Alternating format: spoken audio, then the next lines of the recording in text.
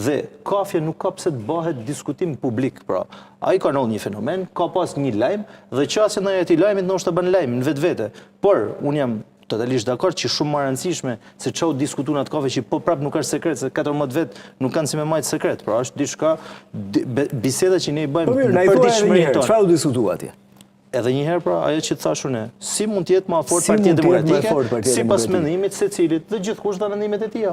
Unë i kam thënë edhe herën e fundit që kam kënë në studion tuaj disa propozime për sa i përket se si mund të rritet aktiviteti i Partisë Demokratike. Dikush tjetër flet për rëndësinë e kodit zgjedhor që mi mundësu Partisë Demokratike matematikisht me kënë më afort.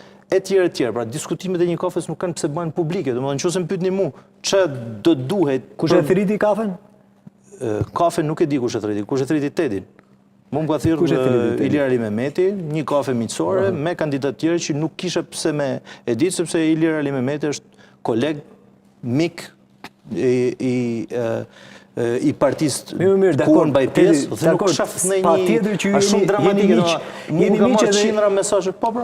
Jeni miq edhe ju bën bashkë një subjekt politik, me patjetër. Ju mblodhët edhe jena takuar disa herë tjerë në kafe me Cecilin Bratyne, me disa. Ngritët problematika, datë sugjerimet tuaja, po kush ju dëgjoi se kreu i Partisë Demokratike është zoti Berisha?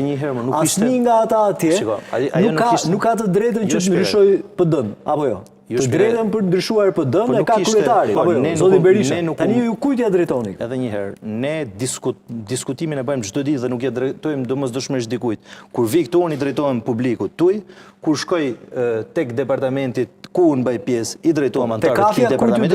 Te kafja bashkëbiseduam me njëri tjetrin, nuk e kuptoj. Po ju ndani njëta qëndrime pak a shumë. Keni gjithë pretendime që duhet ndryshuar struktura, duhet bërë një analizë pas zgjedhjeve të 11 majit. E tha dhe zoti Hoxha, kush nuk mendon që duhet më bë më mirë Partia Demokratike? Patjetër, dhe sa mirë që ka zëra, madje zoti Berisha tha që ka pasur dhe do të ketë zëra ndryshe, po jo fraksione. Shiko, mua më duket sepse unë kam marrë 10 mesazhe, po edhe fraksioni është i ligjshëm brenda Partisë Demokratike. Kush dëshiron me bë? Jo, s'ka tani thaj. Po pra, edhe një herë, në Partinë Demokratike, nëse dikush të me bë fraksione, nisat lëvizje, nuk ka ndonjë, domethënë Partia Demokratike, një gjë jam totalisht dakord, është partia më demokratike mes partive politike, sepse diskutohet. Tash gjithë dona që më ndryshu për një ditë. Por nevoja mu taku me një tjetër me diskutu, nuk e shoh, domethënë nuk është qendra e aktivitetit Partisë Demokratike një kafe që u mblodhen disa kandidatë me diskutu. Unë jam mbledh disa herë me kandidatë Partisë Demokratike. Nuk e kam bërë lajm, se kanë marrë vesh mediat, nuk e kam transmetuar mediave sepse nuk ka lajm.